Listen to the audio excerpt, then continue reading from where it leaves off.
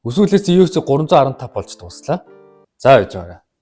UFC 315 яг бидний хүсвэлээс ивент яг мөн үү гэвэл эргэлзээтэй. Энэ ивент эхлэхээс 1 хоногийн өмнө гэхэд л тасалбарын ердөө талан зарагдаад байсан. Тасалбараас нийт 6 сая долларын орлого олсон нь өмнөх хоёр тото ивенттэй харьцуулахад харьцангуй бага үзүүлэлт гарсан. Бидний UFC 315 дээр авраг болж байсан 5 тулаанч байснаас гадна 2 бүсийн төлөөх тулаантай байсан ч хинч Билал Мухаммедийг үзэх гэж мөн төлөв хүсээгүй байх.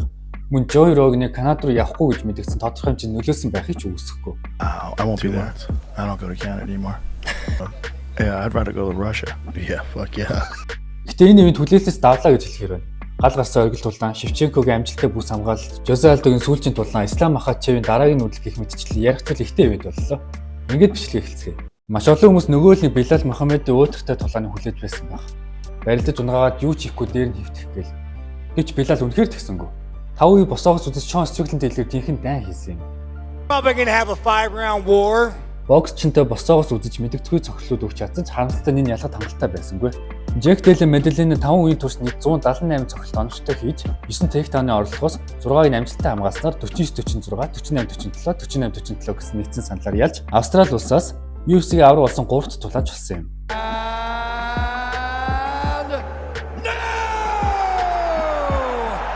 Энэ ялалт нь JD-ийн даврагын бүс авчрахаас гадна тэрээр UFC-д ялагдаагүй 8-0 гэсэн амжилттай болж аврагуудын чансан 9 бичигдэхэр болсон. Мөрөөдлөө биелүүлж гайхалтай ялалт байгуулсан Джек Дэлэ Меделланийг дараагийн өрсөлдөгч нь аврагуудын авраг болох Ислам Махачев болох нь ойлгомжтой болсон юм. Шинэ хагас дундчингийн авраг тоодох мөчид Ислам Махачев өөрийн Twitter хуудасаараа давхар бүсний авраг болох цаг ирлээ гэж иргсэн. Хариуд нь JD-м ч гэсэн дуудлагыг хүлээн авч баруун Австрали буюу Пертэд тултъя гэж Дана White төсөл тавиад байгаа.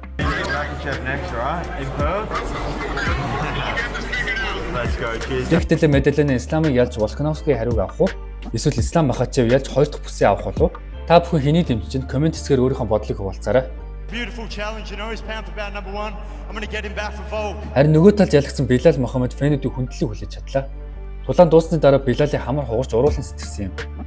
Гэсэн ч тэр өөрхөн босоо тулаан бокс сайжирч өөрийгөө сонирхтой тулаан харуулж чадсан шүү гэдэг фэнүүд харуулсан. Харамсалтай зүйл нь юу байсан бэ гэвэл тэр аврагын бүсээ золиослоо. Билал Мухаммед гэдэг тулаанч амьдралынхаа туршид барилдаанаа давуу тал болгосоор ирсэн. Түүнд хүн манаргах, нокаутанд оруулах, хүнд гар хүнд нудар байглаас цайгаагүй. Өөрийн арга барилаар тулдахын хооронд өөрийгөө бусад батлах гэсэн орлого магадгүй түүний алдаа болсон байх. Леон Эдвардс эсрэг тэр 9 тэйктаун амжилттай болгож хувийн рекордоо шинжилсэн байхад энэ тулаанд Билал ердөө 9 тэйктауны орлого хийсэн гэдгээс харахад Билал ямар арга замаар авраг болж байсан тэр замаа умарцсан гэж хэлж болно. Хэрвээ эхний үеэсээ барилдаад эхэлсэн бол тулааны үр дүн тодорхой хэмжээнд өөрчлөгдөж болох байсан байх. Гэвч Билал сонголтоо хийсэн, үр дүнд нь тэр ялагдлаа. Одоо тэр хинтээ үзэх вэ? Ийн Гэрэтэй юу? Шавкат Рахмановтой юу? Билалын ялагдлаас хохирсон зүйл гэвэл фэнүүд бид нар Ислам Илия гэсэн тулаан харахаагүй болсноос гадна Шавкат Рахмановын бүсийн төлөө үзэх боломж ойшлогдохоос өөр аргагүй хүрсэн. Шавкат хүлээх ёстой юу эсвэл дахин нөгөөдөө контентын төлөөх тулаан хийх үү гэдэг асуутууд араас ургаад байна да. Та бүхэн ямар бодолтой байгааг комент хэсгээр хуваалцаарай. Нөгөө аврагын төлөөх тулаан бол Валентина Шевченко болон Манам Фё хоёрын тулаан. Шевченко шилдэгнэ гэдгээ бидэнд дахин харуулж 3 шүгтс 48-47 гэсэн оноотойгоор нэгдсэн саналаар ялт байгуулсан юм. Энэ тулаанд ялснаар Шевченко UFC-д нийт 10 удаа аврагын төлөөх тулаанд ялсаар элит ангилд орж ирсэн юм. UFC-ийн түүхэнд 10 буюу түүнээс дээш аврагын төлөөх тулаанд ялсан тамирчид гэвэл Джон Джонс, Жорж Сэмпир, Андерс Силва, Димитрис Джонсон, Аманда Нунес гэсэн 5 авраг байдаг байсан бол Шевченко 6 дахь нь болсон юм а. Ингэж олоо ялсан. Жиндээ босоо байгаа тамирчин дараа нь яах вэ гэдэг асуулт үргэлж гарч ирэх нь тодорхой. Жингийнхээ өөр өсөлтчтэй үүсэх үү эсвэл жин өгсөх үү эсвэл доод жингийнхээ аврагтаа боломж олох уу гэх мэт. Дана White Вэлли Жантай тулдуулах сонирхолтой. Вэлли Жанч дээшээ ахихыг хүсэж байгаагаа илэрхийлсэн. Энэ талаар Шевченко ч ялсныхаа дараа ам нээсэн юм. Тэр энэ тулааны санаанд нээлттэй гэдгийг илэрхийлсэн ч тохиромжтой цаг ирэхэд шийдвэр гаргана гэж хэлсэн. Та бүхэн Валентина Шевченкогийн дараагийн нүдлийг юу гэж харж байна? Комент хэсэг сэтгэлээ үлдээгээрэй. Валентина Шевченкогийн ноёрхлын үед өөрийг нь ялж байсан ганц тамирчин гэвэл бидний үзэсгэлэнт Алекса Красов. Тэрээс үлд Ноши UFC-д бүсээ алдснаар UFC 315-д чансааны 5-т бичигдэж байгаа Наталья Силватай үзсэн юм. Тулааны Силвагийн хурд хөдлийн хөдөлгөөн төрөл бүрийн довтлого нь Грасогийн тулааны бүхэлд нь хязгаарлаж илүү цохилт амжилттай гүйцэтгэснээр энэ тулаанд ялсан. Грасо тулааны турш юу ч хийж чадаагүй гэхэд буруутгах байх.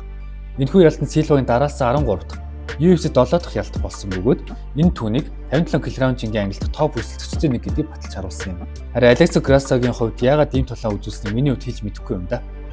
Тулааны төлөвлөгөө буруу байсан уу эсвэл бэлтгэлийн жимнээс нь болсон уу? Түүний бэлтгэлийн хамтрагч болох Дэго Лобс өмнөх ивентээр ялагдсан. Энэ удаа Грасо ялагдлаа. Цаашдаа юу болохыг харж бай да. Энэ ивэнтийн шилдэг тулаан нь Билал JDM 2 байсан юм. Гэхдээ оргил тулаан дарагдсан нэг онцлог тулаан гэвэл домогт Жозе Алдо болон Айман Захаби нарын тулаан байсан. Энэ тулаан эхлэхдээ л Адамат эхэлсэн юм. Юу болсон бэ гэвэл энэ хоёр тулаан чинь уг нь Пантамжинд тулдах хэрэгтэй байсан ч Жозе Алдо тулааны өмнөх өдөр жингийн үзлэгтэр 143 паунд буюу 64 кг бол жингээ барьж чадаагүй байв. Харин Захаби Алдог жингээ барьж чадахгүй боллоо гэж мэддэх үед 136.8 паунд байсан юм. Тийм учраас энэ тулааны Пантамжин биш үд жингийн тулаан болгож өөрчилсөн юм а. Захаби Алдотой тулдах боломжийг алдахыг хүсээгүй тул энэ саналыг зөвшөөрч 6 паунд нэмснээр тулаан албан ёсоор батлагдсан юм. Тулаан 3 үеийн турш маш ширүүн өрсөлдөөнтэй өнгөрсөн. Алдо эхний үед илүүрхэж мөн 3 дахь үеийн эхэнд хүчтэй давталгаа үзүүлэн Захабиг бараг дуусгах шахсан сүүлдээ ядарч газад аруулсараа тулаан дууссан. Гэвч энэ тулааны үр дүн маш их маргаан дагуулж ялт Захаби дээр очсон юм. Маргааны гол цэг нь 2 дугаар үе байсан бөгөөд 3 шигч бүгдээрээ 2 дугаар үе Захабид өгснөөр 29-28 гэсэн санал ихтэй шийдвэр гаргахад хүрсэн. Энэ нь фэнүүд болон аналистуудын дунд шүүмжлэлт агуулсан бөгөөд олон хүн Алдо ялт хангалттай тулдсан гэж үзсэн юм. Зарим фэнүүд тулааны шүүсэн 3 шигчийн 2 нь Монтрелоос гаралтай байсан болохоор Захабид ялтыг өгсөн гэхт хамгүйч зөвшөөрж байв. Маргаантай шийдвэрийн дараа 38 настай Жозе Алдо Бэлийг октогоны гол үлдээж холбогд талааны карьерт зэг тавьж байгаагаа зарласан. Тэр тулаанаас өмнө олон төрлийн бэлтгэл гэдэл өвчтөй байсан тухайгаа илчилсэн бөгөөд мөн дахиж жин хасч чадахгүй гэдгийг илэрхийлсэн. 2 удаагийн UFC-гийн өд жингийн аварга 2022 онд цодод тайлж дараа нь албан тайфын гишүүн болсон. Тэрний дараа 2024 онд UFC 301-т иргэн ирж нийт тулаанд ялсан ч дараагийн хоёртой ялагдлаа. Миний бодлоор UFC зарим нэг хуучны мөнгө дууддаг аваргуудаас салах гэж оролдож байгаа гэж харж байна. Жозе Алдогийн Марио Баутистад ялагддаг тулаан маш их хилэн дагуулсан. Энтэй адилхан нэг жишээ бол Ян Блахович. Мөн маргаантай шийдвэрээр Карлос Үлберэгт ялагдсан. Та бүхэн яг ямар бодолтой байна? Шүүгчид энэ тулааны зөв шүүснэ үү? Эсвэл Жозе Алдо ялсан уу? Хариултыг та бүхэнд үлдээе. Мэн картын 5 тулааны 4 бүтээ явсан. Харин нэг дутуу гарсан тулаан гэвэл Бенуа Сентени болон Кайл Перполик хоёрын тулаан байсан юм. Канада улсын үндэсний хэл нь англи хэлээс гадна Франц хэл байдаг тул UFC 315-д Манон Фиого болон Бенуа Сентени гэсэн Франц тамирчид багтсан юм. Сентенигийн сүүлийн 2 тулаанд аимшигтай охирол амссан. Ялангуяа сүүлийн тулаанд Парист Мойкано зодуулдаг бол мөд талчин байсан юм. Тиймээс түнд хожил юу юунаас илүү хэрэгтэй байсан. Харин түүний өрсөлдөгч болох Кайл Перполик хамгийн сүүлд 2019 онд UFC тулдсан. Дараа нь жижиг холбоонууд амжилттай тулдаж, богино дуудлагаар Жоэл Альваресыг орлож тулдахаар болсон. Тулаанууд Бенуа Сентени өрсөлдөгч 2 дугаар үед гурвалжин болтоор яс дутуу гаргасан юм.